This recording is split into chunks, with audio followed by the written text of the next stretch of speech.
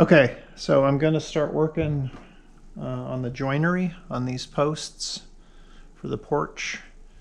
And the first step is to square off one end. So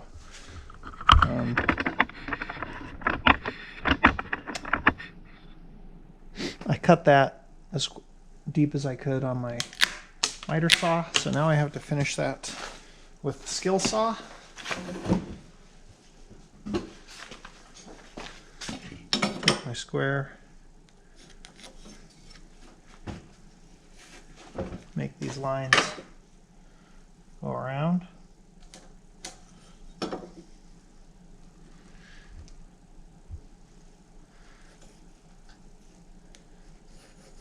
Line that and cut it.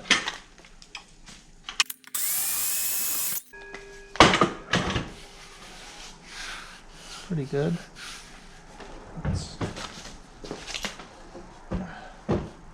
It's a little bit high right here.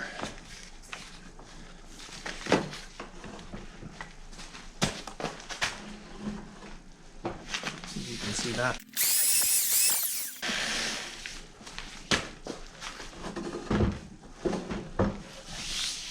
Okay, now I'm using this kind of bracket. This gets bolted into the concrete. This slides over that. So what I need to do is cut a slot to house this thing. So put it up here. I get in the center.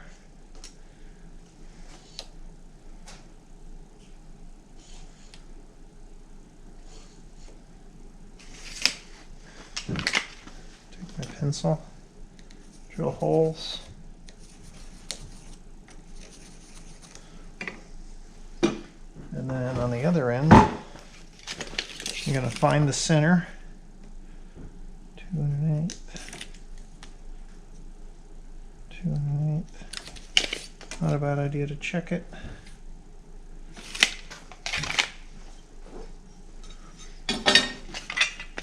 Needs to be, let's see, 4 7/8 deep.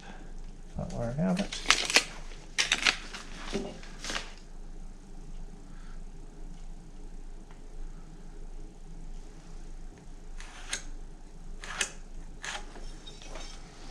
Now what I'm going to do is cut on each side of that line. Let me move you over here. See what I'm doing.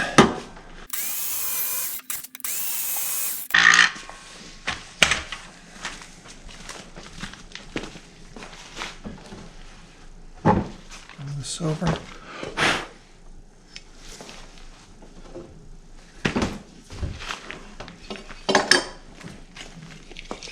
Find the center here. Corner.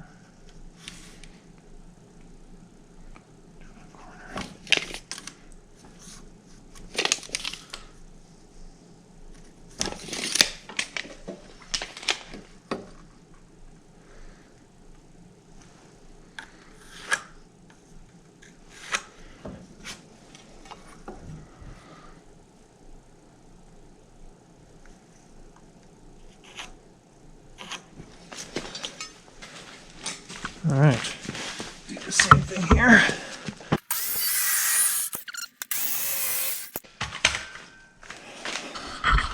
So, as you can see, pretty crooked, but that's okay. Now, we'll just get this to sit here.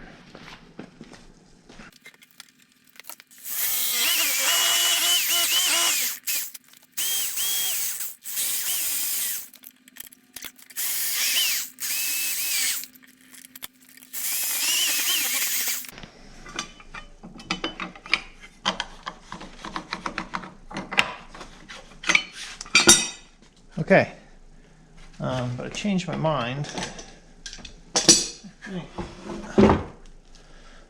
going to do is I'm going to put the pins on this side because I already have this pretty significant check. And if I put the pins on this side, I think it will hold it together a little bit more. Maybe. Think about this.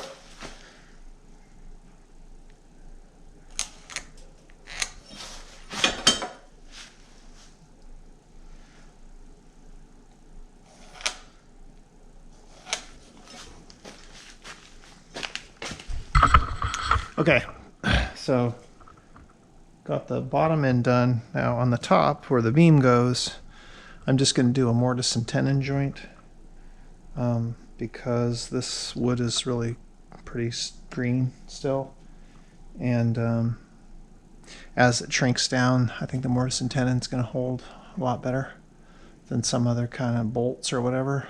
I don't want any exposed fasteners, metal brackets, stuff like that. I just think that looks bad. That's one of the reasons I went with these, is because they're, you know, a hidden fastener, so you won't see the metal part.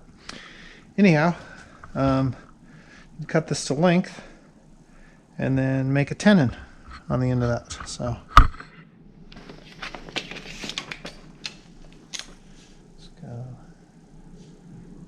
let's go 6 inches.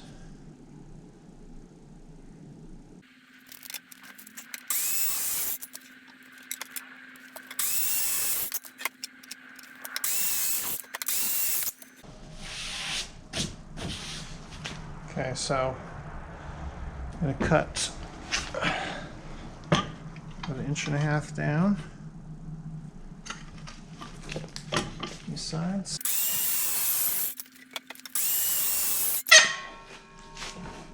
And then on this side, we'll do 1/2 inch deep.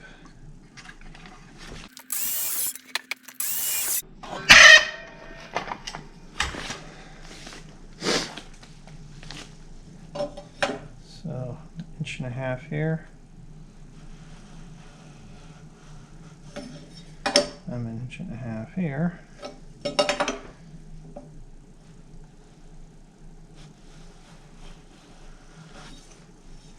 Not a very straight line. And 1.5 inches here. 1.5 inches here. So now cut that. Just try to remove a little.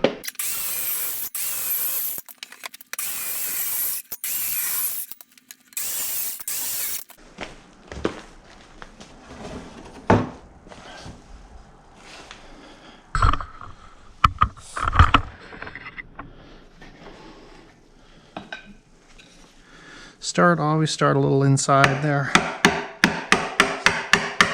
Never sure which way it's going to split. I don't know if you can see that. It's kind of splitting down into the grain. So start up here maybe.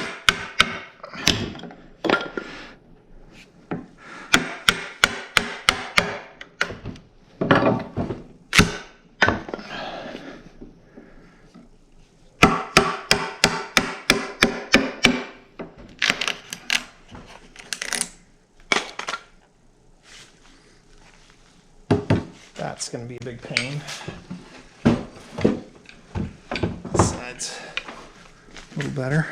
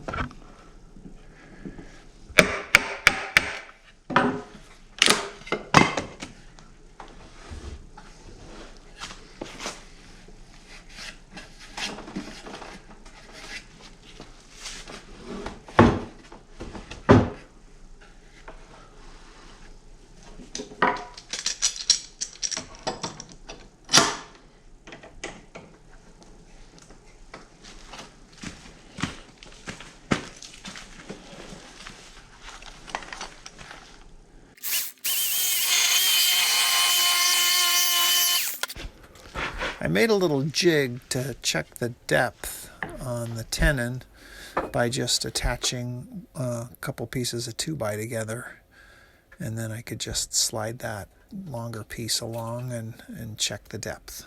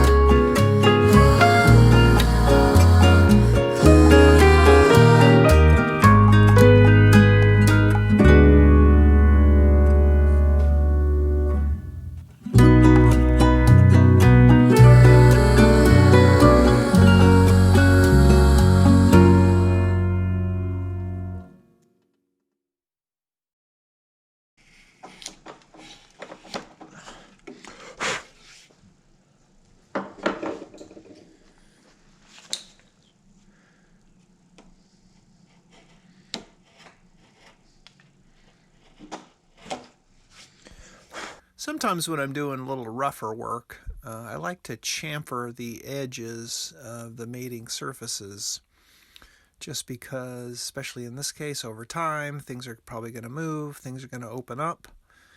And if you kind of go for that real nice tight joint like you'd see in a piece of furniture, it's not going to look nice and tight anymore. So rather than try to make it look tight, I'm going to knock the edge off with the chamfer, and then there's always going to be a little gap there. So you got to work with what you got.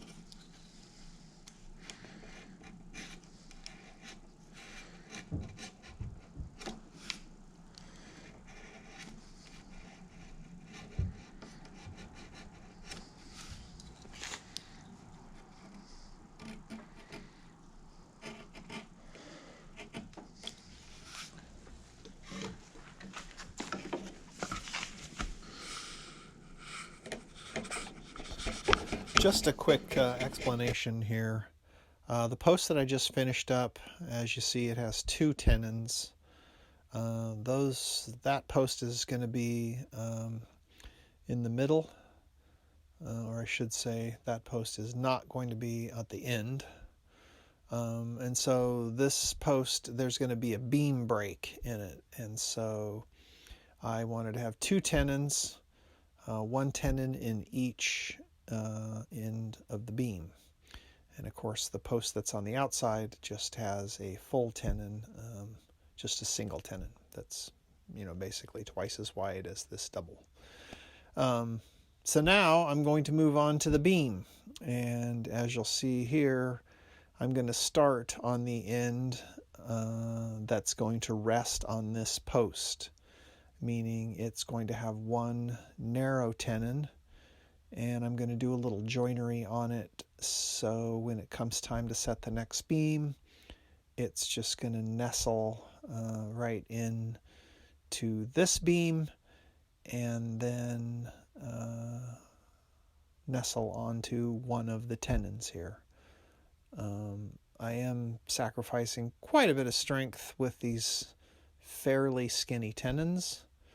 But one of the reasons I sized them as I did is because I happen to have a 1.25" auger bit for the drill, and that's oftentimes when you're doing mortise and tenon, the mortise kind of dictates the size of the tenon, because it's much easier to make a tenon smaller than it is to make a mortise larger, if that makes sense. So let's get started on the beam.